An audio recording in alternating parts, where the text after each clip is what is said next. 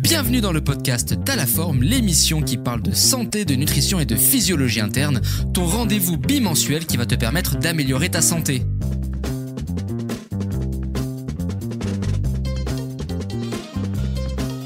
Hello à toutes et à tous, j'espère que vous allez bien. Bienvenue pour ce nouveau podcast à la forme. Aujourd'hui, je suis accompagné de Vince qui fait partie de l'équipe Fitness Break. Alors, on a déjà eu Mathilde, on a déjà eu Pascal, sur lesquels on a eu vraiment d'excellents retours par rapport au sujet qu'on a fait avec eux. Donc, encore une fois, merci à toutes et à tous pour l'accueil. Au passage, n'hésitez surtout pas à vous abonner, liker, partager, enregistrer si possible et à commenter ce podcast. N'hésitez surtout pas à mettre un 5 étoiles si jamais votre plateforme d'écoute vous le permet, parce que c'est ce qui nous permet tout simplement d'être référencés et de faire écouter ce podcast au plus de personnes possible. Donc encore une fois, vraiment merci à toutes et à tous pour l'accueil que vous nous réservez sur chacun des épisodes. Vous êtes vraiment de plus en plus nombreux et nombreuses à nous écouter. Merci à vous toutes et à vous tous. Vince, avant de commencer, comment ça va? Comment tu vas? Yes, salut Anto. Bon, écoute, ça va super bien, hein, en direct de Bali, comme tu sais. Ouais. Quel est le temps à Bali là? Il fait quoi comme c'est quoi le temps qu'il y a là maintenant? Ouais, on a 30, 28, 32 degrés en permanence en ce moment. Là, la saison des pluies est finie, donc c'est cool. Ouais, ça va. Là, c'est quand c'est la bonne période, la belle saison, quoi. Ouais, là, c'est bon. Là, on se croit Lloret Delmar, là, ça y est. Ah ouais, c'est bon, c'est clair. Ça y est. Là, t'as de la chance que là, moi, au moment où on tourne ce podcast, là, moi, chez moi, bon, là, il pleut un peu. Bon, printemps, Walou, quoi. Walou. Ok, aujourd'hui, nous allons. Alors, pour ceux qui ne savent pas, le deuxième podcast qui a été tourné était par rapport à l'obésité et par rapport au syndrome métabolique. Donc aujourd'hui, le sujet que l'on va aborder avec Vince est exactement le même sujet. On va juste apporter quelques nuances et en fait, ce podcast-là va vraiment être quelque chose qui va être vraiment complémentaire avec le podcast que j'ai fait tout seul, qui est l'épisode numéro 2. On va vous apporter surtout en fait. Alors, on va aborder quelques particularités et quelques spécificités qui sont amenées par l'obésité, par le syndrome métabolique, comme la résistance à l'insuline, l'hyperglycémie, tout ce qui est produit de glycation avancée, etc. On va également parler de chiffres, etc. Mais on va surtout en fait vous donner nos solutions entre guillemets pour tenter de perdre du poids, puisque une perte de poids qui est assez extrême, puisque c'est principalement ce qui concerne l'obésité avant tout. Et bien sûr, de fil en aiguille, ce podcast sera aussi une discussion que l'on va faire tous les deux. Et enfin bref, à force, vous connaissez la chanson. Vince, moi j'aimerais te poser une question pour commencer ce podcast. Il y a beaucoup de personnes. Alors encore une fois, tu es libre de poser ce que tu veux. Aujourd'hui, il y a des personnes qui pensent que l'obésité n'est pas une maladie, ne doit pas être considérée comme une pathologie. Toi, en toute objectivité et avec toutes les connaissances que tu as par rapport à ça, par rapport à tout ce que tu as fait de ton côté pour te documenter par rapport à tout ça, est-ce que tu penses aujourd'hui que l'obésité doit être considérée comme une pathologie, comme une maladie, oui ou non? Et si oui ou sinon, pourquoi? Bah écoute, pour être franc avec toi, et comme tu nous as expliqué pendant de nombreuses reprises, je pense que ça dépend vraiment du contexte. C'est-à-dire qu'on peut pas répondre par une question fermée, une réponse fermée, oui ou non. Malheureusement, ce serait trop simple. Ok, intéressant. Je pense qu'aujourd'hui, ça dépend vraiment du contexte. Parce que finalement, l'obésité, pour déjà vraiment expliquer ce que c'est, donc ça vient de quelqu'un qui est obèse, et quelqu'un qui est obèse, c'est quelqu'un qui a une accumulation importante de masse grasse, trop importante par rapport à son poids de manière générale. D'accord. Et ça, aujourd'hui, en fait, ça dépend vraiment parce que quand on regarde avec les cas qu'on va traiter, dans le cas où tu as une physiologie interne qui fonctionne correctement, forcément, on pourrait se dire que c'est pas une maladie parce que ça peut être simplement du fait du mode de vie. Je pense que la plupart du temps, c'est lié au mode de vie. C'est hyper intéressant. Ouais. Voilà. Et néanmoins, ce qui va se passer, c'est que d'autre part, tu as des gens qui vont avoir des problèmes, ceux qu'on a en l'occurrence nous, qui ont une thyroïde qui est super basse, qui ont des reins qui fonctionnent pas forcément, un foie qui fonctionne pas forcément bien, etc. Et que du coup, en fait, eux vont avoir déjà la problématique, ne vont pas jouer avec des avantages entre guillemets par rapport à ça. En plus de ça, aujourd'hui, tu sais que le stress et l'environnement, c'est vraiment quelque chose qui est le plus important. Et c'est bien ce que j'ai appris depuis que je suis avec toi. C'est que l'environnement joue énormément. Donc, en fait, c'est vraiment, vraiment délicat, en fait, parce qu'au final, tu pourrais même te dire qu'à la base, la personne n'a pas de problème. Elle a un mauvais environnement. Cet environnement va lui donner une mauvaise hygiène de vie parce que t'as la nourriture émotionnelle, etc. Des TCA, blablabla, prise de poids, le moins vers le moins, et on en arrive là. Voilà. Mais c'est hyper intéressant parce que c'est que quand j'ai sorti ce podcast-là, mine de rien, c'est un podcast où j'ai reçu beaucoup de messages privés où, de manière générale, la grande majorité des gens étaient d'accord avec ce que moi je disais sur le fait que l'obésité doit être considérée comme une maladie puisque la définition propre d'une maladie, d'une pathologie, bref, peu importe comment vous voulez le nommer, c'est quelque chose qui va venir altérer entre guillemets l'intégrité physique, psychologique et physiologique de la personne dans le mauvais sens du terme, qu'on soit bien d'accord avec ça, c'est la définition propre d'une pathologie. Mais sur ça aussi, je te rejoins aussi parce que c'est vrai que dans l'obésité, il y a un contexte qui est très très fort, la situation environnementale, etc. Et j'ai beaucoup de personnes aussi, pour revenir sur ce que je disais, donc la grande majorité, encore une fois, était d'accord avec moi, mais c'est vrai que j'ai quand même une minorité qui, pour eux, en effet, partagent ton point de vue et qui me disaient que l'obésité ne doit pas être considérée comme une maladie, puisqu'il y a, selon eux et selon leur point de vue, il y a beaucoup plus d'environnemental et de contextuel qui va rentrer en compte et qui fait qu'on va arriver dans un état d'obésité. En fait, c'est ce que je décrivais dans le podcast que j'ai fait, c'est que ça s'affronte constamment. Mais c'est vrai que dans l'obésité, ça, c'est quelque chose qu'on ne peut pas nier. Le facteur environnemental est presque tout aussi impactant que le reste, puisque c'est très souvent, comme tu l'as très bien décrit, de fil en aiguille, c'est ça, plus ça, plus ça, plus ça, qui peut potentiellement nous amener sur un terrain auquel on est prédisposé et éventuellement nous amener là-dessus, quoi. Ben, clairement, c'est ça. C'est pour ça que la réponse, vraiment, si je veux donner une réponse finale, c'est qu'aujourd'hui, oui, c'est une maladie, mais pas 100% du temps pour moi. C'est-à-dire que parfois, tu vas prendre des gens qui vont être obèses, une accumulation de gras excessive, d'accord? On change le mode de vie, parce qu'on va donner des solutions qu'on va donner en fin de podcast. Puis on s'aperçoit que finalement, il y a pas de problème physiologique tant que ça, etc. Même si ça crée de l'inflammation entre temps, et boum, ça repart. Donc c'est pour ça que là, je me permets de dire, voilà, c'est pas forcément une maladie. Après, on va en parler. Et après, t'as d'autres cas où effectivement, ils ont des prédispositions génétiques, des choses comme ça, ou déjà dans la famille, tu sais, t'as des hypothyroïdies, machin. Forcément, non, c'est une maladie. Et le moins attire le moins. Il est très difficile après d'en sortir de toute façon. Donc ça, on le sait. Hein. Donc c'est pour ça que oui, c'est une maladie pour moi, mais pas 100% du temps. Il peut y avoir, voilà, selon le contexte, comme tu le dis si souvent, tout dépend du contexte. Ouais. Mais c'est hyper intéressant parce que tu vois, ça partage un point de vue qui est différent. Et je sais pas si toi, de ton côté, est-ce que tu as déjà eu des personnes obèses en suivi ou pas du tout? Oui, j'en ai actuellement ouais. même. Ouais. Ok. Et qu'est-ce que tu constates, tu vois principalement quand tu parles avec ces personnes-là ou quand tu les as en suivi, qu'est-ce que tu constates sur parce que j'imagine qu'elles te racontent toujours très souvent leur parcours, non? En tout Bien cas, sûr. quels sont les points communs, toi, que tu peux noter, par exemple, par rapport à ces personnes qui sont malheureusement dans cet état-là? Le stress, l'environnement, encore une fois, c'est triste, mais le stress du travail, d'avoir de la charge mentale. Tu sais, on a beaucoup de femmes, hein, tu sais, avec toi, et la charge mentale qui est là, les choses qu'elles doivent faire, etc., etc. Que le boulot ça va pas, avec le mari ça va pas, machin, etc. Puis on en revient du coup sur les émotions, mauvaise gestion des émotions, boum, la nourriture et pam. Et après voilà, comme on le sait, hein, ça, tout le monde le sait, je pense qu'aujourd'hui que quand on mange trop, qu'on a une accumulation, un taux de body fat qui est trop élevé, le corps est en inflammation de plus en plus et il est de plus en plus difficile en fait. Et je me rends compte que le point commun vraiment, c'est ce stress et cette fatigue en fait, si tu veux, c'est comme s'ils étaient en 3G et que que les gens normaux étaient en 5G actuellement, et des personnes qui sont dans l'atteinte d'obésité pour perdre du poids sont en 3G, quoi, clairement. Donc, elles perdent du poids. Ouais, vas-y. Elles perdent du poids, mais beaucoup plus lentement, si tu veux, que les autres. Ou alors, quand c'est à la même vitesse, il y a tellement à perdre qu'elles ont l'impression d'avoir perdu. Moi, j'ai une jeune, elle a perdu 14 kilos déjà, mais il y en a encore. On en a encore pas mal à tomber. Et ça, quand tu l'écoutes, elle a pas perdu 14 kilos. Elle a l'impression d'avoir rien perdu, tu vois. C'est vrai que quand tu pars d'une base par exemple, de 150 kilos et que tu perds que 14, proportionnellement, c'est pas énorme. Même si ça fait quasiment presque 10% du poids que tu as perdu, mine de rien. Mais sur 150 kilos, c'est vrai que c'est pas énorme.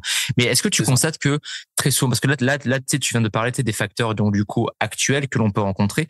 Mais est-ce que tu constates de ton côté que les personnes que tu as en suivi qui sont en obésité, et c'est sur ça, en fait, que je veux aller, est-ce que tu constates que très souvent, il y a un passif très, très lourd par rapport à l'enfance, l'adolescence, etc.?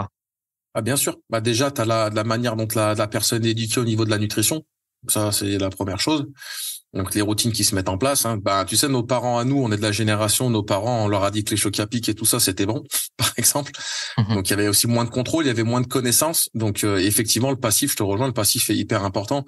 C'est de la manière dont l'enfant a grandi au niveau de l'alimentation, au niveau de comment ça s'est passé avec ses parents, au niveau de l'éducation qu'il y avait, au niveau de comment la sphère qu'il y avait, où t'as des fois les parents étaient se taper dessus, machin, enfin tu vois plein de choses. En fait les conditions dont un enfant va pouvoir grandir, s'élever sont hyper importantes parce que c'est ce qui va influer, je pense, sur le futur. Et je pense que des fois ces troubles-là démarrent de par ça déjà.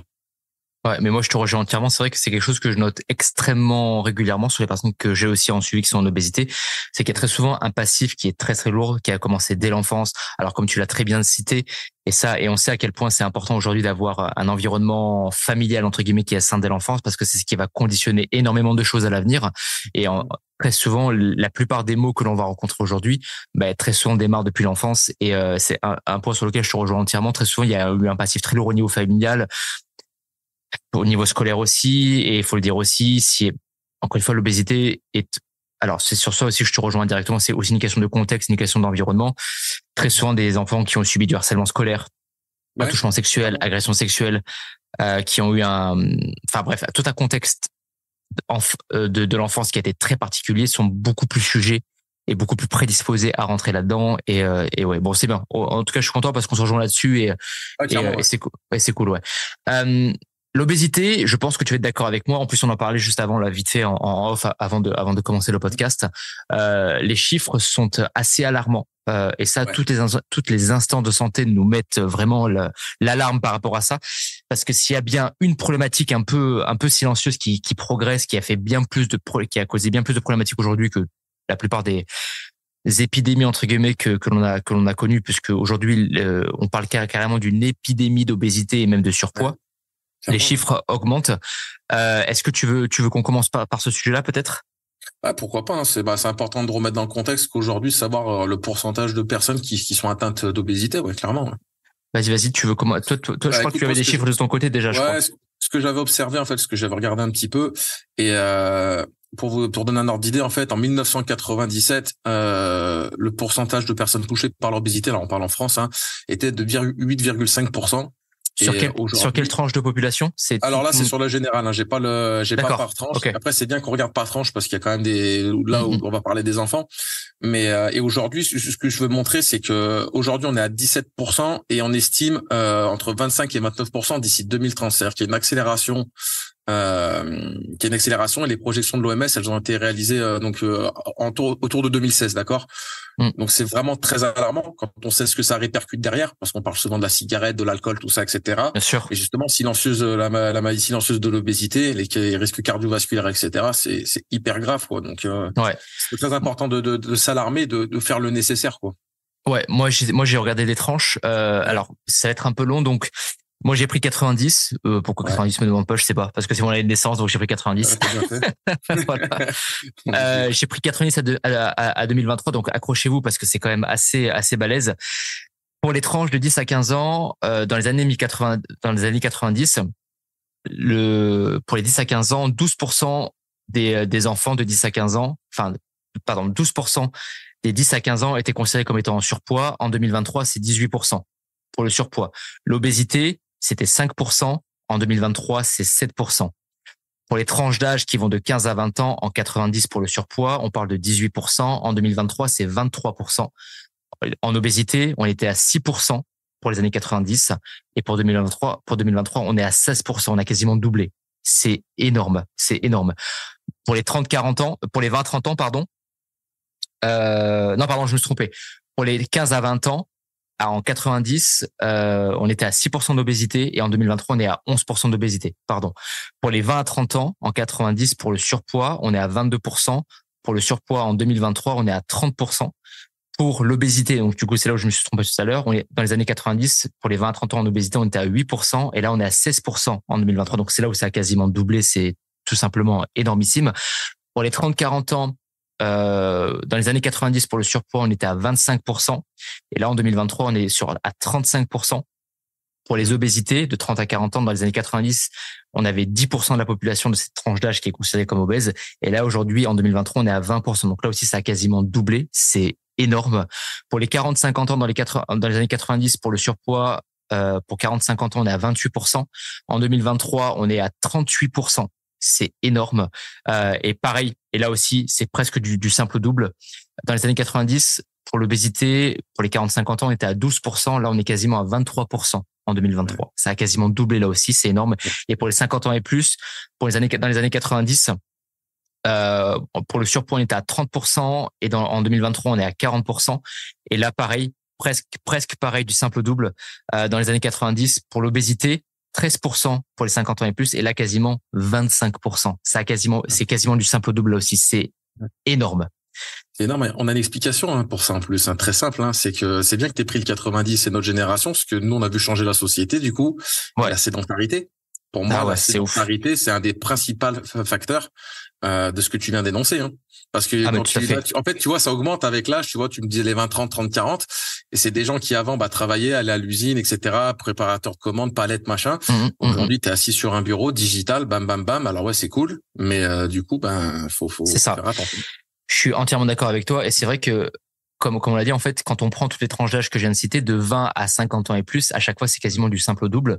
Ouais. Donc, en fait, non seulement ça double, mais ce que les instances de santé ce sur quoi elle nous alarme également, c'est que ça arrive de plus en plus tôt également. Ouais. Pour rappel, de 15 à 20 ans, dans les années 90, on était à 6%. OK. Et en 2020, pour les obésités, pour les cas d'obésité, en 2030, on est à 11%. On est presque déjà au double, pour les 15-20 ans. Et pour les 10-15 ans, c'était 5% en 90 et 7%. Et petit à petit, on s'approche du double. Et comme tu l'as dit, les estimations, malheureusement, ne vont faire que de s'empirer d'année en année, quoi. Donc, c'est vraiment très grave. C'est fou ce que tu dis, parce que justement, pour les enfants comme ça, là, j'écoutais quelque chose sur TikTok pour une fois que c'était intéressant. Et effectivement, il diminue un peu les heures de sport, etc. Et on se rend compte qu'en France, par rapport à ailleurs, en l'occurrence, il y a vraiment besoin d'augmenter un petit peu les quantités de sport par semaine, ne serait-ce que pour ça, quoi. Je veux dire, du point de vue santé, du coup. Tu vois, si on devait trouver une bonne raison pour continuer de faire du sport aux enfants. Non, mais bien sûr. Et du coup, tu penses, parce que là, on parlait de sédentarité. Ouais. Selon toi, qu'est-ce qui fait qu'il y a une augmentation vraiment de la sédentarité aujourd'hui? Pourquoi, pour toi, comment tu analyserais ça, en fait? L'ère du digital, clairement, aujourd'hui, moi, je le vois, tu sais, j'étais en 35 ans, j'ai travaillé très tôt à l'âge de 16 ans et je me rends compte que les métiers ont changé et qu'aujourd'hui, tout est assisté par un ordinateur. En fait, tu fais beaucoup moins de pas. Quand t'es commercial, là, tu vois, j'étais commercial sédentaire avant de faire ce métier et même là, en tant que coach en ligne, écoute, je travaille, là, je suis assis et je suis devant un ordinateur. Et en fait, le manque d'activité physique, en fait, c'est pour ça que c'est délicat de dire que l'obésité, finalement, c'est une maladie en soi. C'est que effectivement, si on se disait maintenant, est-ce que si tout le monde avait une obligation, tu sais, de faire, je sais pas, 15 000 pas par jour. Est-ce qu'on aurait, malgré les gens, malgré la nutrition des gens, qu'elle soit bonne ou moins bonne, est-ce qu'on aurait ces taux-là? Je pense pas. Et je pense que le vrai fléau de tout ça, en fait, c'est la sédentarité, c'est la manière dont a évolué le monde. C'est triste, mais je pense vraiment que c'est ça, quoi. Ah, mais je suis entièrement d'accord. Et moi, et peut-être du coup, on peut faire peut-être aussi le lien avec les personnes qu'on l'a suivi, que ça soit uniquement de ton côté ou que tu es en commun avec moi, entre guillemets. Parce que j'imagine que tu es comme moi, que tu imposes un minimum de pas, entre guillemets, à faire en fonction de, bien sûr, de ce que la personne peut faire de par son emploi du temps familial, professionnel, etc. Est-ce que tu constates, toi, déjà de base, que les gens font très peu de pas, de manière générale, et quand tu leur demandes de tenter de bouger un peu plus, qu'est-ce que tu constates? Est-ce que tu constates que les gens sont assez réfractaires à ça? Est-ce que tu constates que ils sont quand même assez ouverts à ça? Qu'est-ce que tu analyses, toi, de tout ça? Alors, ce qu'il y a de bien, c'est que moi, tu sais, avant, j'étais beaucoup très cardio brut, tu sais, tapis, machin, court, c'est tout ça. Et depuis qu'on a bossé ensemble, j'ai complètement changé et je suis passé sur les pas. Et le fait de dire, écoute, t'as des chiens, t'as un chien, ouais, j'ai un chien, etc. Écoute, au lieu de le promener une demi-heure, tu vas le promener 1 heure et demie par jour, tout simplement. Et c'est vrai que tu te rends compte qu'en fait, s'il n'y a pas une obligation de marcher, de se déplacer, les gens se déplacent de moins en moins à pied, tu vois. Et c'est vrai que c'est la première chose à faire parce que déjà en plus, je pense que toi aussi tu l'as remarqué, les gens ont moins mal au dos, se plaignent de moins de douleurs parce que le fait de marcher tous les jours, etc., sont en meilleure santé. Et effectivement, ça fait aussi une dépense énergétique supplémentaire. C'est pour ça qu'on le fait aussi. Donc, non, t'as raison à 200%. Les pas sont vraiment une arme aujourd'hui. Il y a qu'à voir, pour ceux qui te suivent, le nombre de pas que tu fais, la sèche que t'as fait. Qu'est-ce que t'as changé vraiment par rapport à avant? Ton alimentation, ça vaut pas. Vraiment non. Par contre, au lieu d'être 10 000 pas par jour, t'en fais 25 000. Mais du coup, tu vois. Bon, il y a pas que ça, mais tu vois ce que je veux dire? J'arrive pas à raccourci. Mais c'est un facteur qui est hyper important, quoi, pour le. Oui, bien sûr. Non, ce que je veux dire, c'est que les gens vont retenir que les 25 000 pas. Ne faites pas, ne faites pas 25 000. Voilà, alors, oublie pas que moi, je travaille à la maison, donc je peux faire 25 000 pas parce que j'ai un bureau montant, j'ai un tapis, je travaille en marchant. Voilà. Donc, mais voilà, ce qu'il faut retenir, c'est qu'il faut bouger avant tout. Et c'est ça qui est intéressant, ce que tu viens de dire, là. Tu vois, le tapis. C'est-à-dire qu'aujourd'hui, les entreprises en France, parce que moi, j'étais commercial sédentaire. Si demain, les entreprises investissent aussi là-dedans, je pense, tu sais, avec des bureaux statiques où ils peuvent marcher, etc. Là, je pense que la plupart des gens seraient pour, finalement, tu vois. Et je pense que ça pourrait régler un début de partie de problème, tu vois. Ça pourrait commencer, en effet, à mettre le pied à l'étrier à certains pour commencer à endiguer un peu la problématique. Tout à fait, tout à fait. 100% d'accord avec ça. Et moi, ce que je constate aussi, c'est que et ça d'ailleurs au passage, encore une fois, et ça va venir au fur et à mesure des solutions que vous pouvez mettre en place de votre côté pour commencer à entamer votre perte de poids par rapport à l'obésité. Pensez à bouger, c'est hyper important. Ça, on le répétera jamais assez. Mais encore une fois, et j'insiste, on vous demande pas forcément de faire du cardio à jeun, de faire du cardio. Non, juste bouger, soyez actif. Moi, par exemple, et ça, je pense que tu me rejoindras là aussi, sur les personnes qu'on a en suivi au tout début, moi, je trouve qu'il est très courant de voir que les personnes font moins de 5000 pas en moyenne par jour. Alors, c'est vrai que 5000 pas sur le plan numéraire, ça peut faire beaucoup sur le plan numéraire. Mais encore une fois, sur une journée, 5000 pas, c'est pas grand chose, en fait, au final. Mais vraiment, littéralement. C'est vraiment, vraiment, vraiment pas grand chose. Et moi, j'ai des personnes où j'ai déjà constaté qu'elles faisaient moins de 3000 pas en moyenne par jour. C'est énorme. Enfin, c'est trop, trop peu, quoi. Mais c'est très peu, hein. Et ça, je te comprends à 200%. J'habite Bali. Bali, il y a plein de qualités, mais il y a un très gros défaut, c'est que tu ne peux pas marcher. Les routes sont pas faites pour. Donc, on se débrouille tous pour marcher sur le tapis. T'as énormément de gens qui sont sur le tapis parce qu'effectivement, les jours où je ne prends pas le temps d'aller marcher ou de marcher après manger, je dois faire 2500 pas dans la journée. Tu vois? Ouais, c'est ça. Moi, c'est pareil. Heureusement que j'ai le tapis, hein, parce que sinon, je ferais facilement moins de 3000 pas. Tu vois, c'est ça qui est ouf, c'est que même pour nous, on est au courant de la situation, on sait à quel point ça impacte les gens qu'on a en suivi, mais on est aussi nous-mêmes touchés par ça. Alors, bon, notre métier aide pas indirectement, d'accord? Ça, c'est sûr. Mais encore une fois, ce qu'il faut comprendre, c'est que le fait que même nous, on y est confronté, et si on fait pas gaffe, on est touché par ça, on voit à quel point, en fait, la sédentarité a un impact qui est hyper important et que ça touche absolument toutes les classes et tous les corps de métier, en fait, indirectement. Clairement, bien sûr. Et en fait, aussi, pourquoi on vous pousse à marcher aussi, parce que, alors, c'est vrai que la marche, encore une fois, c'est quelque chose qui vous permet vraiment de dépenser des calories, de dépenser de l'énergie, et c'est vraiment quelque chose que nous, on va pouvoir utiliser de notre côté pour accentuer votre dépense énergétique et forcément accentuer la dépense que vous allez avoir. Et le plus vous avez de dépenses, le plus, bien sûr, le poids va diminuer parce que forcément, vous accentuez l'excédent calorique qui sera mis en place, mais également, d'un point de vue santé, la marche est extrêmement importante parce qu'elle permet d'améliorer tout ce qui est sensibilité à l'insuline. Et là, on va en parler aussi un peu. L'obésité est touchée par une problématique qui fait des ravages.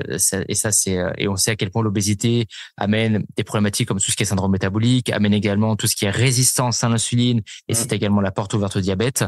Qu'est-ce que tu pourrais nous dire, toi, de ton côté, sur la résistance à l'insuline, par exemple? Qu'est-ce que tu constates? Quand tu as de la résistance à l'insuline, c'est compliqué. C'est compliqué. C'est vraiment compliqué. Là, si on rentre un peu comme tu dis, le SMET, le syndrome métabolique, par exemple, c'est hyper compliqué. D'ailleurs, je voulais ton avis là-dessus parce que du coup, je me suis renseigné sur le sujet. Et c'est vrai qu'on parle aussi d'hyperinsulinisme aussi. Et du coup, il y a ça de pas confondre avec la résistance à l'insuline, en gros. Oui. Mais pour répondre à ta question, à la résistance à l'insuline, c'est compliqué parce qu'on sait qu'aujourd'hui, l'insuline, toi comme moi, c'est une hormone qui est non contournable pour le bon fonctionnement de la physiologie interne. Bien sûr. Et que si justement l'insuline va pas pouvoir faire son travail, va pas pouvoir rentrer dans la cellule, dans l'adipocyte pour transformer le gras en triglycérides, là on est mal. Là on est mal parce qu'il y a du gras qui va rester stocké dans le sang. Du coup, on va avoir une augmentation. Alors quand on parle du cholestérol, c'est là que les gens parlent de cholestérol. Et en l'occurrence, il y a le HDL, le LDL, comme tu sais, et on va avoir un excédent. Il n'y a pas de mauvais cholestérol, mais le ratio ne va pas pouvoir être celui qu'on souhaite. Tu sais, de 2 points, comme on s'est souvent dit. Et c'est hyper compliqué. C'est-à-dire que l'insuline, c'est vraiment quelque chose à prendre avec précaution, quoi. C'est vraiment c'est quelque chose de très très important. En effet, alors comme tu l'as très bien dit, en effet, c'est vrai que très souvent ce qu'on appelle donc du coup le bilan lipidique est un facteur qui est fortement influencé donc du coup forcément par la composition corporelle que vous allez avoir. On parle très souvent de ce qu'on appelle les dyslipidémies. Vous avez ce qu'on appelle donc du coup les dyslipidémies dites primaires, qui sont des dyslipidémies dites génétiques, qui peut se traduire par un excédent de entre guillemets de mauvais cholestérol, même si c'est encore une fois il y a certaines nuances à apporter par rapport à ça. Il y a donc du coup les dyslipidémies dites primaires et les dyslipidémies dites secondaires. Les dyslipidémies dites primaires qui sont d'ordre génétique, c'est la génétique, et là encore une fois c'est une autre.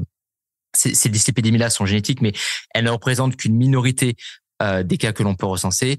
Et il y a ce qu'on appelle les dyslipidémies secondaires, qui sont là, elles, qui concernent encore une fois la majorité des gens et qui sont plus amenés, encore une fois, et ça rejoint ce qu'on disait au tout début du podcast, par un contexte très particulier, par un excédent calorique, un manque de dépenses, un surpoids qui est assez présent, etc., etc., etc. D'accord?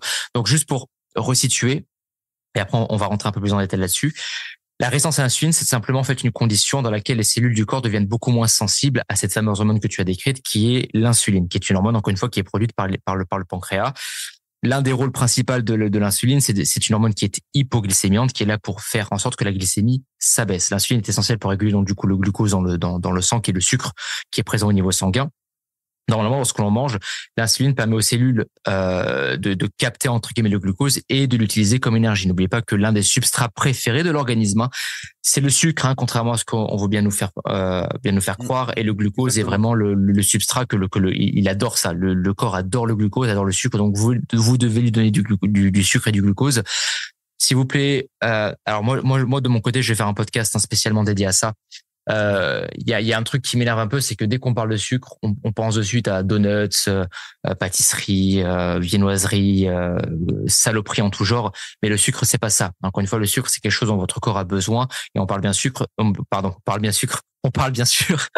d'amener, on parle bien entendu d'amener à l'organisme un sucre de qualité et un sucre en quantité, un sucre dont il aura besoin et un sucre qui ne sera que bien sûr bénéfique pour votre santé. D'accord ? Il y a une problématique qui est très souvent en effet amenée par la résistance à l'insuline, c'est ce qu'on appelle un hyperinsulinisme et qui est très souvent amené par ce qu'on appelle de l'hyperglycémie. Lorsque les cellules, si vous voulez, deviennent résistantes à l'insuline, le corps compense en produisant encore plus d'insuline et c'est là en effet qu'on peut avoir ce fameux état d'hyperinsulinisme et cette surproduction, malheureusement d'hyperinsulinisme, cette surproduction d'insuline ne parvient très souvent malheureusement pas à maintenir les niveaux de glucose dans le sang à un état entre guillemets santé, à un état normal. Et c'est ce qui amène très souvent de cause à effet à un état d'hyperglycémie où le taux de glucose est beaucoup trop élevé au niveau sanguin. Et alors bien sûr, on va parler d'un process qui va prendre des jours, des semaines, des mois et des années pour certains, puisqu'on n'est pas obèse du jour au lendemain, qu'on soit d'accord, l'obésité est un process physiologique qui prend du temps, qui s'installe sur des années. C'est pour ça qu'encore une fois, on parlait d'un état qui très souvent démarre malheureusement depuis l'enfance, de par le contexte que tu as très bien décrit. Mais cet état d'hyperinsulinisme et ces hyperglycémies à répétition sont la porte ouverte à des pathologies comme le diabète de type 2, le syndrome métabolique, les stéatoses hépatiques, les inflammations en tout genre, une augmentation du stress oxydatif, etc., quoi. Okay. C'est quelque chose que tu constates également souvent chez les personnes que tu as en suivi et qui souffrent d'obésité? Ouais, alors complètement. Et puis c'est surtout que des fois après on avait pu discuter avec des médecins et puis on sait aussi également que ça peut jouer sur les reins en diminuant la fonction rénale, que ça peut augmenter la pression artérielle et la pression artérielle c'est hyper important qu'elle soit à la bonne hauteur, tu vois. Donc en fait on se rend compte que c'est quelque chose qu'il faut pas prendre à la légère, quoi, encore une fois. Bien sûr. Et il y a aussi dis-moi. Tout à fait. Ouais, il y a aussi des conséquences dont les gens ne sont pas forcément au courant par rapport à les hyperglycémies répétées, encore une fois, que l'organisme n'arrive pas à gérer. Et encore une fois, on parle, j'insiste, d'un process qui va durer des années avant de vraiment affecter la physiologie au sens propre auquel nous on peut le comprendre et le voir après en suivi, etc. Il y a aussi ce qu'on appelle des complications microvasculaires qui sont en fait des dommages qui sont faits au niveau des tout petits vaisseaux sanguins qui vont par exemple affecter les yeux. Il y a quelque chose qui est très souvent amené par ça et que les gens ne savent pas, c'est ce qu'on appelle des rétinopathies diabétiques. Tu as aussi des dommages au niveau des reins, comme tu l'as très bien dit, et tu as aussi des neuropathies diabétiques. Bref, ça peut vraiment, c'est ça qu'il faut comprendre, c'est qu'un état d'hyperglycémie qui est constant, qui est avancé et qui est chronique dans le temps et qui reste forcément présent va vraiment venir affecter votre physiologie en tous les sens du terme. Ça amène des complications macrovasculaires au niveau, donc du coup, en augmentant encore une fois les risques de maladies cardiovasculaires, tels que les crises cardiaques, les risques d'AVC, etc., etc. Ouais. Ça retarde également tout ce qui est la cicatrisation. Ça amène des complications de long terme en termes d'oxydation, d'inflammation de bac. Bref. C'est littéralement une vraie saloperie. C'est pour ça que vous devez vraiment faire attention lorsque vous êtes touché par des problématiques d'obésité, par des problématiques de résistance à l'insuline, par des problématiques de syndrome métabolique également. Faites attention à ça. Et c'est pour ça que très souvent au passage, une alimentation à index glycémique basse ou à charge glycémique basse, bref, peu importe le prisme que vous voulez aborder, est très souvent recommandée. Une alimentation riche en céréales, en alimentation, en fibres, en légumineuses, tout ce qui se rapproche plus ou moins encore une fois voilà, exactement. Qui va ralentir la digestion. Exactement. Tout ce qui va ralentir encore une fois l'assimilation, les pics de glycémie, etc., pour faire en sorte de tenter, en tout cas, dans un premier temps, de stabiliser ça. Et bien sûr, quel est le facteur majeur qui va faire que vous allez pouvoir ramener une certaine santé ou une certaine cohérence dans la gestion de votre glycémie? C'est la perte de poids. Ok. Donc, c'est pour ça que la perte de poids est vraiment capitale pour vous parce que c'est vraiment quelque chose qui va vraiment venir influencer cette résistance à l'insuline, influencer cet état d'hyperglycémie et forcément influencer cet hyperinsulinisme que l'on peut très souvent noter. Donc, en un, encore une fois, faites des pas, bougez, bougez, bougez, sortez de la sédentarité autant que possible. On vous demande pas de faire comme moi 25 000 pas, mais juste bougez autant que possible. C'est vraiment la clé. Vous devez bouger. C'est littéralement primordial. C'est vraiment, les gens, je pense vraiment, ils sous-estiment l'effet que le mouvement a pour la perte de simplement poids. changer ses habitudes. Tu sais, tu vas chercher à manger à côté. C'est à 5 minutes en voiture, c'est à 20 minutes à pied. T'essaies de le faire au moins 3 fois par semaine à pied pour commencer, tu vois. Changer les habitudes, changer sa routine, en fait, en termes de déplacement. Et c'est vrai que ça fera la diff, hein. C'est bête et méchant, mais sur le long terme, ça fait la diff, quoi. Ça, c'est sûr. Ah, mais de ouf. Un exemple très simple, c'est que si, admettons que vous savez pas combien de pas vous faites. Par exemple, admettons, tu sais, par jour. Ouais. Et essayez de voir avec votre téléphone ou avec un podomètre ou avec votre smartwatch, si jamais vous, techniquement elles le font toutes, mais pour voir à peu près combien de pas vous faites en moyenne par jour. Admettons, vous faites à peu près 3000 pas par jour. C'est un exemple. Mais ne passez pas de 3000 à 10 000 parce que vous allez peut-être pas forcément arriver à faire les 10 000 d'un coup, mais faites 3000 à 4000. OK? Quand vous arrivez à atteindre les 4000 à 5000, etc., jusqu'à faire autant de pas que possible. Encore une fois, n'oubliez pas de toujours faire en sorte d'adapter votre stratégie par rapport à votre contexte professionnel, etc., familial, social, etc. Le but n'est pas non plus, encore une fois, de vous faire lever à 5 heures du matin pour faire du cardio à jeun, c'est pas le but, mais juste augmenter votre dépense. Et je vous promets que rien que ça, la marge de manœuvre que ça va littéralement vous donner pour entamer votre perte de poids, elle est huge. Elle est vraiment huge. Ouais, il y a un truc que j'avais mis en place à l'époque. Moi, c'était juste, j'habitais au 4e étage, les escaliers au dos de l'ascenseur, tu vois. Mais c'est ça. Non, mais mine de rien, c'est ça, parce que quand tu comptes tous les allers-retours. 4 fois par jour déjà, et puis voilà. Mais c'est ça. Quand tu comptes tous les allers-retours, c'est ça que les gens oublient, c'est que c'est ça, plus ça, plus ça, plus ça, plus ça, qui va faire que tout ça ajouté, tout ça combiné, va faire que ça va commencer à faire justement la différence. Donc c'est, l'effet cumulé, ouais. C'est ça, exactement. Donc en un, ce qu'on peut vous conseiller encore une fois, c'est augmenter votre dépense. Ça, c'est hyper important. Si jamais, bien sûr, vous n'avez pas la possibilité d'augmenter beaucoup vos dépenses, dans ce cas, le cardio, en effet, après votre séance d'entraînement, peut être en effet intéressant pour ajouter des pas en plus. Numéro 2, à voir si jamais vous êtes touché encore une fois par des problématiques de résistance à l'insuline, d'hyperinsulinisme, des états d'hyperglycémie irréguliers, etc., ou que vous êtes au bord du diabète, ça, votre praticien de santé, normalement, ne pourra que vous le conseiller, etc. Une alimentation qui est pas forcément zéro carb, parce que croyez-moi que vous allez péter les plombs, et après c'est un truc que je vais aborder avec toi, Vince, parce que c'est par rapport à l'addiction au sucre, parce qu'on en a parlé un peu en off, mais très souvent, si vous êtes dans cet état-là, avoir une alimentation low IG, avec donc à index glycémique bas ou à charge glycémique basse, bref, honnêtement, c'est quelques notions, ça se joue à quelques nuances près, mais c'est plus ou moins la même chose pour faire très simple. Donc avoir une alimentation à IG bas, et très souvent ce qu'on va vous recommander, une alimentation riche en fibres, avec des aliments complets, des céréales, des légumineuses, etc., est vraiment extrêmement intéressant pour justement vous permettre. Et je veux aussi combiner au fait d'augmenter votre dépense, c'est vraiment l'un des meilleurs combos que vous pouvez faire pour baisser votre résistance à l'insuline, améliorer vos états d'hyperglycémie, vos états d'hyperinsulinisme, etc.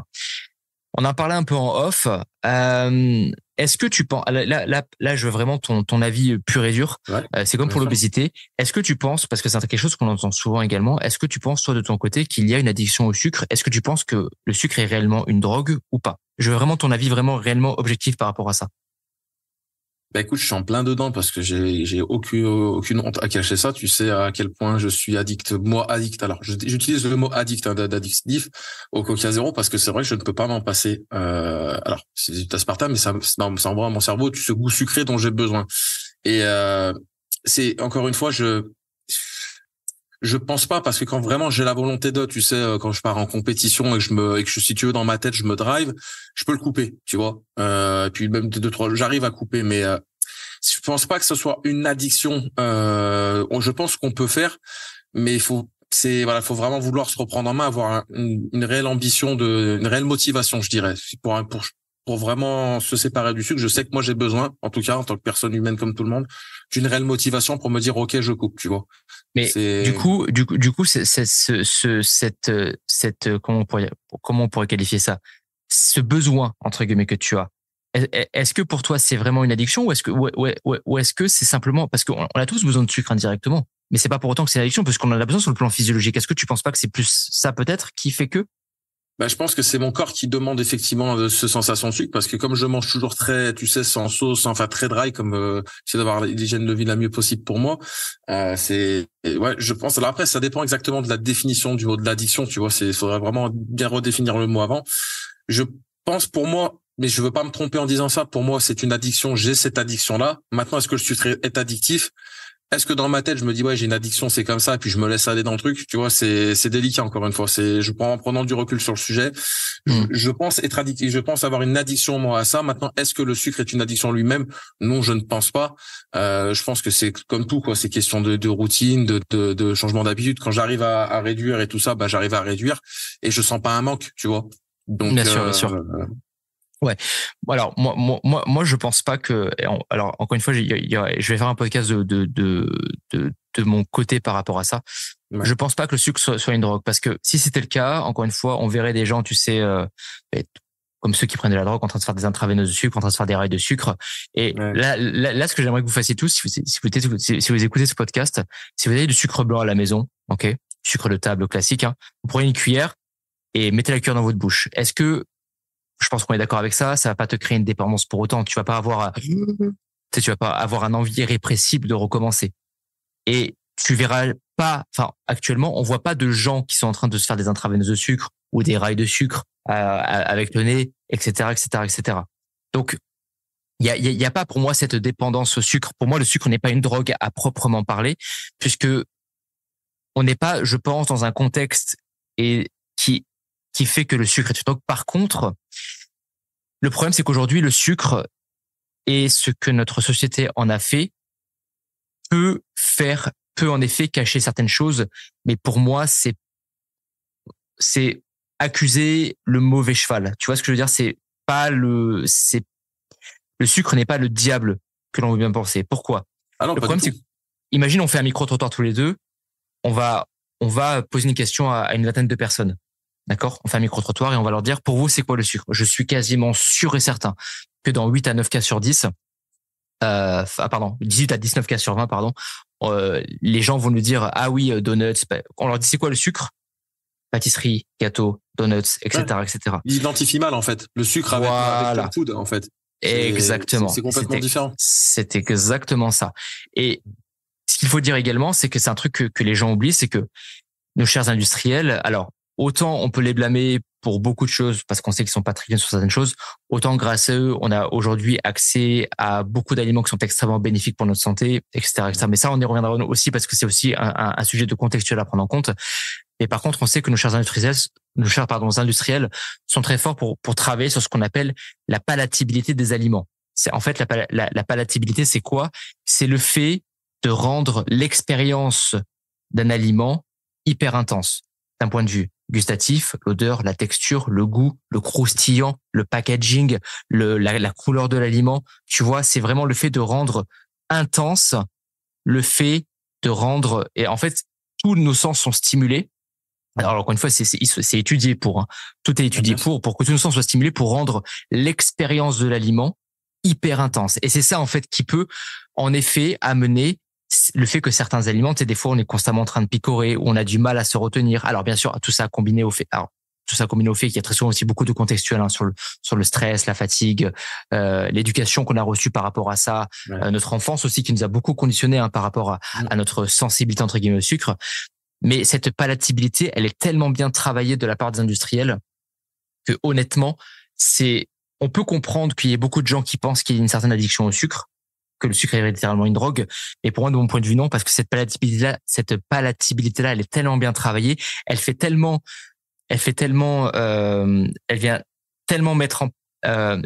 accentuer et exacerber ce qu'on appelle le fameux circuit de récompense que il y a des reportages hyper intéressants par rapport à ça, et même sur PubMed, il y a énormément de papiers qui parlent de ça. C'est hyper intéressant. Tu veux qu'on parle du circuit de récompense vite fait ou Comment toi tu le vois? Parce que effectivement, c'est très intéressant que les gens comprennent que c'est ce truc, c'est même pas donc tu dis l'addiction à la chose, c'est la récompense. Ils sont addicts à la récompense justement, à ce que ça va créer à l'intérieur en fait par la dopamine et tout ça. En fait, le circuit de récompense, c'est quelque chose que vous ne devez pas blâmer, c'est quelque chose encore une fois que vous devez comprendre. D'accord? C'est différent. Vous devez le comprendre et non pas le blâmer. Pourquoi? Parce que c'est quelque chose qui est tout le temps présent.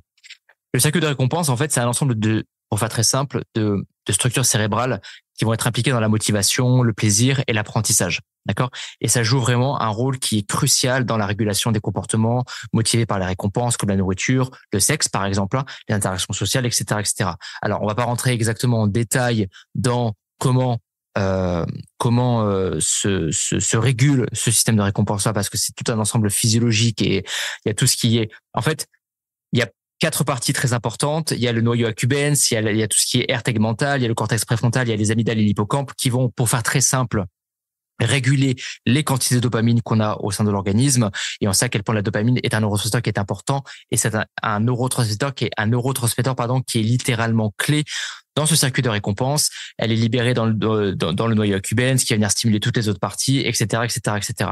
Et on sait que les conséquences d'une dysfonction au niveau de ce circuit de récompense entraînent des états addictifs, ou du moins peut accentuer des états addictifs, peut amener des troubles de l'alimentation, entre guillemets. Je prends vraiment des guillemets dans ce que je dis, parce que les gens ont toujours tendance malheureusement à prendre un peu au premier degré, etc. Et on sait que cette palatabilité, elle est vraiment travaillée pour justement être matchée avec ce circuit de récompense. Et c'est ce qui fait que certains aliments peuvent être un peu plus, on peut avoir un penchant, tu vois, un peu plus. Donc peut-être que dans ton cas à toi, par rapport au Coca Zéro par exemple, peut-être que c'est le fait qui fait que, d'accord? C'est ça. Donc vu que et très souvent d'ailleurs c'est ce qui pêche, le fait que les gens, et ça permet de faire la transition par rapport au craquage que les gens font régulièrement quand on met en place quelque chose, etc. Comment toi du coup tu définirais ce qu'est une diète, puisque très souvent quand on parle de diète, les gens pensent directement à haricots verts, poisson blanc, etc., etc. Voilà. Et c'est ce qui est, voilà, exactement.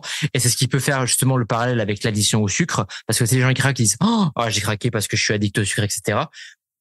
Du coup, troisième stratégie que vous pouvez mettre en place de votre côté pour améliorer votre perte de poids, comprendre ce qu'est une diète. Comment toi tu expliquerais ce qu'est une diète aux gens lambda qui ne comprennent pas ce que c'est exactement? Alors c'est très fou, mais maintenant j'essaye de ne plus utiliser le mot diète justement parce qu'il est très mal compris. Il y a un amalgame par rapport à ça. Et très bien, ouais. là maintenant, je revois maintenant ce que j'appelle vraiment des plans alimentaires pour donner un exemple. Et la première chose que je dis à la personne, c'est tu dois manger de tout. Il faut comprendre qu'aujourd'hui tout est une question de quantité. Et c'est vraiment ça dont je leur parle. Et je leur dis le but, c'est que tu puisses manger le plus de choses possible pour ne pas avoir les mêmes problèmes que moi j'ai maintenant. C'est-à-dire sur le microbiote et d'avoir un microbiote qui soit trop pauvre. Du coup, dès que je veux remanger quelque chose, j'ai du mal. Donc déjà, je dis par rapport à ça, de faire très attention que plus tu vas manger d'aliments, plus tu vas pouvoir enrichir ton microbiote et plus ça va pouvoir bien se passer dans le long terme. Ça, c'est la première chose. Et qu'effectivement, pour moi, une diète, comment je le vois moi, c'est juste une manière de dire, voilà, on a besoin que tu donnes à ton corps tant de quantité avec telle répartition de macronutrition, protéines, lipides, glucides, avec toujours la supplémentation. On sait que c'est hyper important aujourd'hui sur les choses qui sont dénutries, enfin les terres qui sont dénutries, etc. Ça, on en a déjà parlé. Mais vraiment, une diète, c'est quelque chose que tu dois manger tout, juste qu'on puisse quantifier ce qui rentre et ce qui sort pour qu'on puisse faire notre boulot, tout simplement. Mais en aucun cas, et surtout, je fais bien comprendre à la personne qu'elle n'est pas privée. Parce qu'à partir du moment où elle a l'impression d'être privée, elle veut. Ouais, C'est exactement. comme quand t'élèves tes gamins et que tu veux leur dire, je prends cet exemple-là, mais ne fume pas, machin, etc. Écoute, mon fils, si t'as envie d'essayer de fumer, moi, je vais te le dire, c'est pas bon pour la santé, pour ça, maintenant, tu es libre de faire comme tu veux.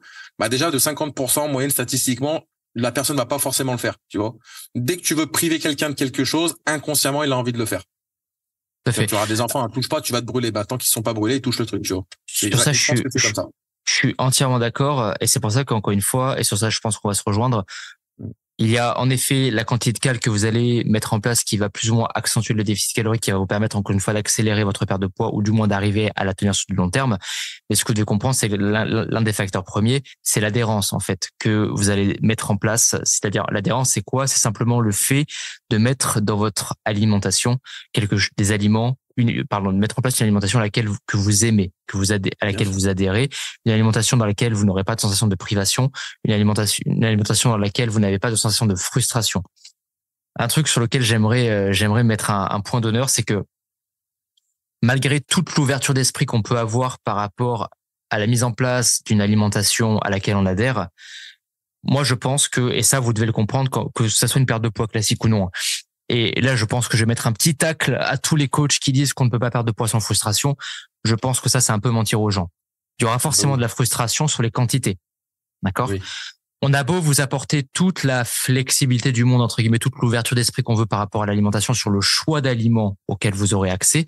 Mais il y a forcément un truc sur lequel on ne pourra pas déroger, c'est les quantités, puisque c'est les quantités, encore une fois, qui vont nous permettre de mettre en place un total calorique qui va engager un déficit calorique avec tout ce qu'on a cité sur le fait d'augmenter la dépense avant, bien sûr. Et je suis désolé de vous dire ça, mais malheureusement, il y aura forcément quand même un peu de frustration, un peu de privation d'un point de vue quantitatif, parce que vous pourrez pas manger des grosses quantités forcément non plus ad vitam aeternam non plus. Il y a forcément des moments où ça va être un peu plus compliqué que prévu, où c'est pas forcément la joie. Donc c'est pour ça que justement, il faut mettre en place cette adhérence parce que ça permet de compenser ce manque de quantité de par le fait que comme vous avez accès à un choix d'aliments qui est beaucoup plus ouvert, beaucoup plus large, indirectement, ça permet de faire en sorte que la pilule puisse passer un peu plus facilement. Donc de l'importance de, comme l'a très bien dit Vince, de mettre en place une alimentation la plus diversifiée, la plus variée, la plus qualitative et quantitative possible à partir du moment où vous êtes toujours en déficit calorique. Mais surtout, mettez dans votre alimentation des aliments pour lesquels vous avez quelques penchants. Par exemple, pour éviter tout ce qui est frustration, pour éviter ce sentiment de privation, etc., etc. Et en fait, ce que je dis à tout le monde, c'est que n'oubliez pas qu'il n'y a de la frustration, il n'y a de la privation qu'à partir du moment où vous pensez qu'il y a de la frustration et de la privation. Il n'y a un problème qu'à partir du moment où vous interprétez, ou à partir du moment où vous interprétez ça comme étant un problème. Si vous ne pensez pas que c'est un problème, il n'y a pas de problème, techniquement. Je pense que c'est logique ce que je dis. Voilà. Et donc, du coup, il n'y aura pas une alimentation qui sera privative ou frustrante si vous ne l'interprétez pas comme étant frustrante ou privative. Et c'est exactement le même principe. Donc, d'où l'intérêt de vraiment mettre en place une alimentation à laquelle vous adhérez ou pour vous, ça ne sera pas quelque chose que vous considérez comme étant punitif. Parce que c'est ça qui va faire qu'encore une fois, vous allez pouvoir tenir sur du long terme et faire en sorte de tenir votre perte de poids, que ce soit pour une perte de poids classique ou une perte de poids pour l'obésité, de la manière la plus saine qui soit aussi, et surtout si vous mettez en place une stratégie de long terme, quoi. Donc voilà. Est-ce qu'il y a quelque chose que tu voudrais ajouter ah oui, au passage, qu'est-ce que toi tu constates quand tu mets en place une alimentation X pour une personne X, d'accord? Qu'est-ce que tu constates qui revient souvent par rapport au fait sur les stéréotypes que les gens ont par rapport à l'alimentation de manière générale? Ah bah ça, comme tu le sais, hein, déjà moi là-bas je suis plus, mais dans le fitness, dans le body et tout ça, donc le stéréotype du riz poulet haricot. Ouais. Et en fait je leur envoie le plan, et là j'ai même changé, hein, j'ai pris un partenaire, je travaille avec un partenaire où du coup j'ai des plans, j'avais même pas parlé d'ailleurs, je le fais en direct du coup, où j'envoie quelque chose, c'est vraiment magnifique, et ils se disent ah mais ah ouais, on peut manger comme ça, en fait on peut manger. Ah, j'aurais pas pensé parce qu'ils pensent qu'effectivement, comme le mot diète étant mal interprété, diète égale régime égale privation, frustration, du coup ils se disent oh là là, tu vois. Et quand ils voient que ah bah tiens, smoothie protéiné, cookie, machin, nanana, ils se disent ah ouais. Et comme encore une fois, comme on a dit juste avant, c'est une question de quantité. Et quand les personnes voient que finalement elles peuvent manger de très bonnes choses, des choses qui sont super sympas, les premiers retours que j'ai aucun problème avec l'alimentation. Voilà, je suis vraiment content, j'ai pas faim et j'ai pas envie de manger d'autres choses. Et j'ai les mails à l'appui, hein. C'est-à-dire que là je raconte pas du vent, tu sais, je suis pas un menteur. La plupart des gens sont comme ça. Je le pensais pas parce qu'en fait il y a tellement de choses, il y a tellement de préjugés sur plein de choses, dont ce mot diète, que du coup les gens ont peur. Ce que je peux comprendre, peut-être pour nous c'est simple parce que nous on est dans ce métier. Moi ça fait 18 ans que je suis dans le sport, ça fait des années maintenant qu'on est dans le coaching. Nous c'est normal pour nous, mais les gens en fait le mot diète c'est tu vas boire warning, tu vois. Et non, comme tu dis, ce que je constate c'est qu'ils sont vraiment très contents et qu'ils disent finalement perdre du poids c'est pas si compliqué que ça en fait, quand tout va bien, bien entendu. C'est exactement ça. Alors, ce qu'il faut dire aussi, et ça je pense que tu me rejoindras, c'est vrai que en soi la perte de poids, moi je me rends compte qu'il y a beaucoup plus de psychologique au final que de physiologique, de par tous les éléments qu'on a cités, tout le contextuel qu'on a cité au début du podcast, etc., etc. Et en fait, ce qu'il faut comprendre, c'est que très souvent, et ça c'est un facteur malheureusement qui très souvent, malheureusement, c'est pour ça que les personnes qui tentent les pertes de poids lorsqu'elles sont dans un état d'obésité malheureusement échouent. Ça c'est statistique malheureusement. C'est que c'est le temps. C'est le temps. Vous devez, et en fait, ce que je dis à tout le monde, c'est que vous voulez gagner la partie, commencez par accepter les règles du jeu. Ça va prendre du temps. Une perte de poids, et c'est surtout quelque chose qui est exacerbé, accentué lorsque vous êtes dans un état d'obésité, parce que forcément, vous avez beaucoup plus de poids à perdre que la personne moyenne, entre guillemets. Ça va être chronophage, c'est énergivore, ça prend du temps, il y a beaucoup de poids à perdre. Mais c'est comme ça. Voilà. Et vous devez accepter que ça va prendre du temps. Donc, vous devez prendre votre mal en patience. Et c'est pour ça que vraiment, facilitez-vous la vie autant que possible. Réduisez cette pénibilité qu'est la perte de poids en ayant une alimentation à laquelle vous adhérez, en ayant une alimentation qui vous fait littéralement kiffer. Et croyez-moi que c'est vraiment quelque chose qui va vraiment vous faciliter la vie, quoi. Parce qu'encore une fois, vous comblez, entre guillemets, vous tentez de combler tout ça par le fait que vous avez une alimentation que vous aimez, que vous kiffez. Donc forcément, encore une fois, ça permet de faire passer la pilule beaucoup plus facilement. Et le temps, il faudra prendre votre mal en patience. Et ça, c'est comme ça et c'est indéniable. C'est littéralement indéniable. Et si vous voulez gagner la partie, vous devez accepter les règles du jeu, malheureusement. Ne soyez pas trop pressés, d'accord ? Ne faites pas les choses trop vite. Prenez votre temps. Alors, on a tous notre... il y a des personnes qui veulent que ça, il y a des personnes qui veulent que ça aille vite, d'autres qui sont pas trop pressées. Faites les choses à votre rythme, mais l'important c'est que le poids baisse. Tant que le poids baisse, c'est que vous êtes bon, tout simplement. Donc voilà. Tu constates aussi toi de ton côté que les gens sont impatients lors de la perte de poids? Ah bah, de pire en pire, en plus, avec la génération qui arrive où ils ont tout de suite, où tout est très rapide, ça va avec ça. Là, on est dans la période où ça va être l'été. T'as bien vu que de toute façon, là, actuellement, les gens veulent déjà avoir le physique, arrivent au mois de mai, mois de juin, veulent être prêts pour le mois de juillet, veulent perdre 15 kilos. Alors, dit Ouais. l'Empire romain. Les calculs sont pas bons, Kevin. Ouais, l'Empire romain, les amis, il s'est pas construit en 4 semaines, quoi. Donc non, oui, les gens veulent tout de suite. Et ça, c'est, bon, je peux comprendre, hein, vu la société d'aujourd'hui, je peux comprendre. Mais encore une fois, les choses qui sont durables dans le temps sont des choses qui prennent du temps. Je veux dire, quand tu construis quelque chose, ça prend du temps. Et le problème, c'est que après, encore une fois, je ne critiquais personne. Prenez mon programme minceur 30 jours, machin, avant l'été. Prenez mon machin spécial 6 mois. Et le problème, c'est qu'on est harcelé de choses qui ne sont pas vraies pour vendre, pour consommer. Comme tu l'as si bien dit sur les plats où ils font en sorte que l'expérience consommateur soit tellement bonne que tu as envie de reconsommer tout de suite. Bah là, c'est pareil. Donc il y a aussi trop de mauvaises informations qui circulent via Internet, via ce qu'on va proposer. Et la réalité, elle est tout autre. C'est très simple de perdre du poids. C'est juste que ça prend du temps. Ça demande de prendre une bonne routine, d'aimer ce qu'on fait, d'aimer de la manière dont on le fait, mais ça prend du temps. Et surtout pour ne pas reprendre derrière. Parce qu'encore perdre du poids, si vraiment demain on veut faire perdre du poids rapidement à quelqu'un, toi et moi on sait le faire. On sait le faire, on le fait sur les prépas, on le ferait sur les prépas physiques en compétition. Le mec il a merdé, on le fait tomber 8 kilos en une semaine, on sait faire. Mais pourquoi faire? Pour qu'il en reprenne 12 4 jours après. Voilà. C'est ça où je veux en venir, c'est que après il y a le après. Tout à fait. Et après ça reste. C'est très très bien ce que tu dis parce qu'en fait c'est exactement le point que moi je voulais aborder, c'est qu'en fait le après de votre perte de poids quand vous aurez réussi se prépare pendant la perte de poids.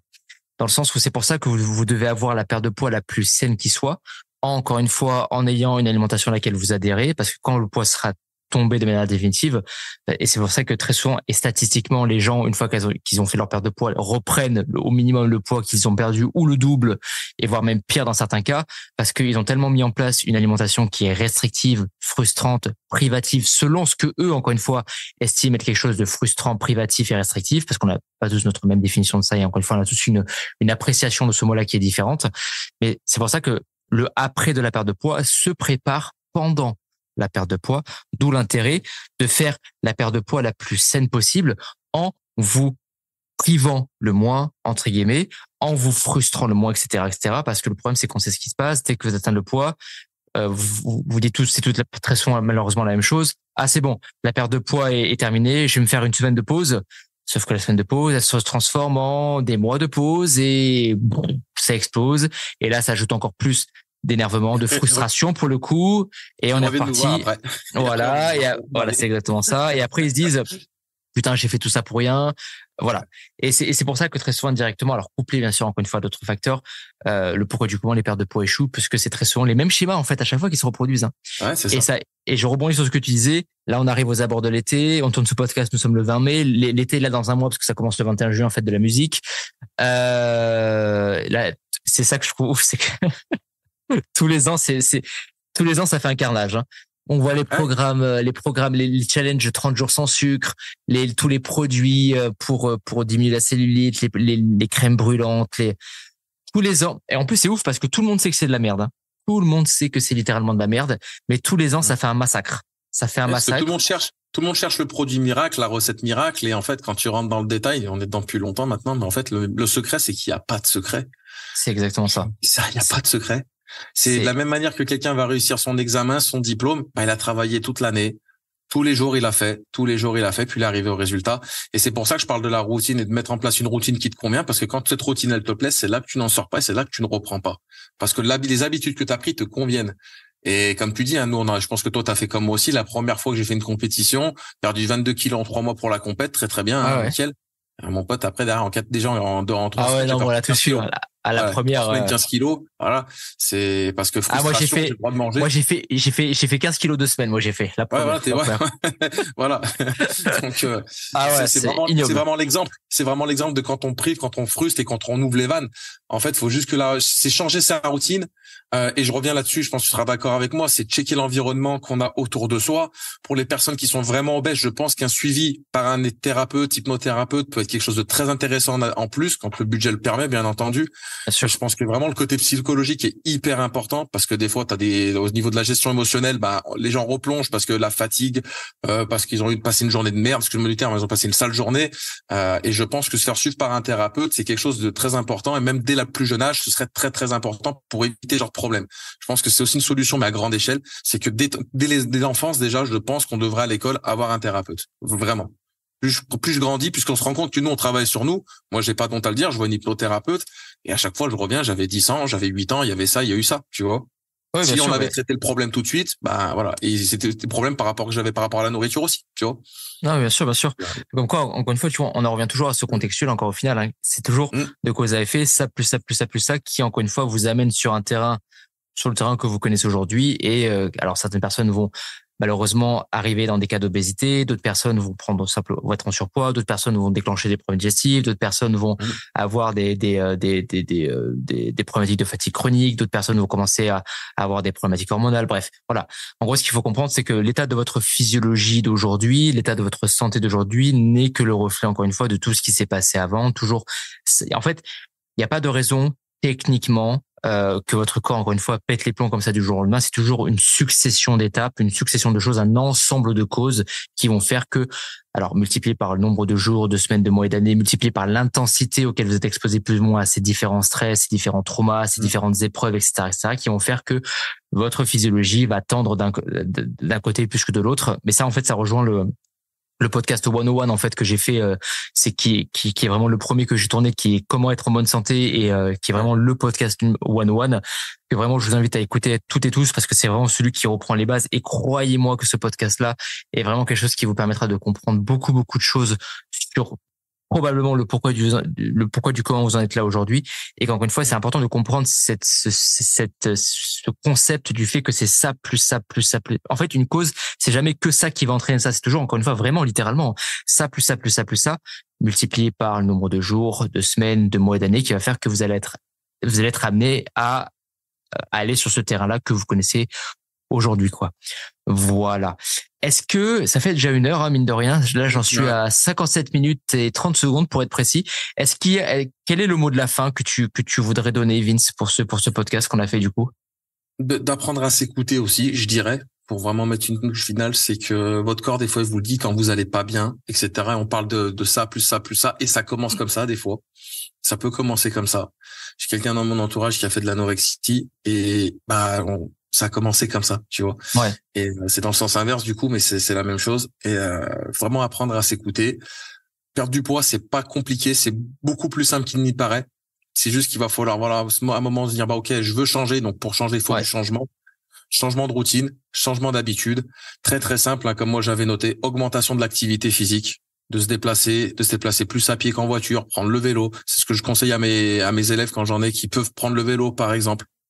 Avoir une alimentation, voilà, quand il y a des problèmes de résistance à l'insuline, quand vous avez vu avec un praticien, etc., une alimentation basse en index glycémique, augmenter le volume de légumes, satiété, fibres, ralentissement de la digestion, c'est des trucs hyper simples. Mais vraiment, en fait, faut bien comprendre que perdre du poids, c'est simple quand on se prend pas la tête.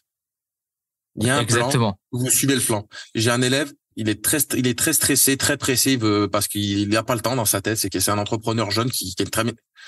Je l'ai dit hier, écoute, gros, prends le temps. Tu fais ce que je te dis, tu suis le plan. et tu te poses pas de questions. Et suis le plan, se pose pas de questions, ça fonctionne. Ouais, facilitez-vous la vie, quoi. Vraiment autant que possible. Facilitez-vous la vie, c'est ça. Une perte de poids, c'est pas plus dur que de trouver un bon boulot, quoi. C'est vraiment, c'est simple. C'est simple. Ah, mais je suis entièrement d'accord. Et en fait, moi, je me rends compte, pour terminer, que les gens ont tendance à complexifier, mais littéralement, quelque chose qui à première vue est littéralement simple, en fait. Ouais, c'est ça, mais en fait, c'est comme une entreprise. Une entreprise, tu regardes le bilan, bon, bah voilà, j'ai fait tant de charges, j'ai fait tant de dépenses. Bah, si je veux, il faut que je fasse plus de dépenses et moins de, etc. Et c'est exactement pareil. C'est juste un bilan. Facilitez-vous la vie, ouais. Exactement. C'est un bilan.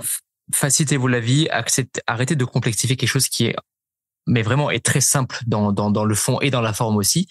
Mais vraiment, facilitez-vous la vie. Et encore une fois, acceptez, si malheureusement, encore une fois, vous êtes dans un cas d'obésité, acceptez que la perte de poids, ça va prendre du temps, c'est chronophage, c'est énergivore, c'est long, c'est chiant, c'est emmerdant. Honnêtement, je connais personne qui aime la perte de poids. Enfin, j'en ai pas rencontré beaucoup en suivi personnellement. Moi, le premier. Faut avouer, hein, c'est pas ce qu'il y a de plus kiffant non plus. Mais c'est vrai que ouais, facilitez-vous la vie autant que possible. Mettez en place le meilleur environnement possible de par l'alimentation, de par l'environnement que vous avez autour de vous. Augmentez vos dépenses, acceptez que ça va prendre du temps et voilà, go, tout simplement. Réduisez et ça le fera. Stress. Réduisez le stress qui peut être réduit, sur lequel vous avez le contrôle. Ouais, exactement. Et ça ira tout seul. Super. Je pense qu'on est pas mal en tout cas. Merci Vince. Merci beaucoup. Merci à toi de m'avoir invité. Merci à toutes et à tous en tout cas d'avoir écouté ce podcast. Encore une fois, n'hésitez surtout pas à vous abonner, liker, partager, enregistrer et à commenter ce podcast. Si votre plateforme d'écoute vous le permet, n'hésitez surtout pas à mettre un 5/5 parce qu'encore une fois, c'est ce qui nous permet d'être référencés.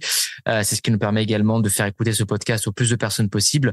N'oubliez pas encore une fois que c'est un podcast qui est avant tout destiné aux praticiens, aux coachs sportifs, professionnels de santé, naturopathes, etc., pour les aider dans leur pratique par rapport à leur patientèle, etc., mais aussi destiné aux personnes entre guillemets lambda pour vous aider à travailler sur vos problématiques de physiologie et vous aider à rester en meilleure santé. Merci Vince, merci beaucoup, merci à toutes et à tous. Je souhaite à toutes et à tous une bonne journée. À bientôt tout le monde. Ciao, ciao. Ciao.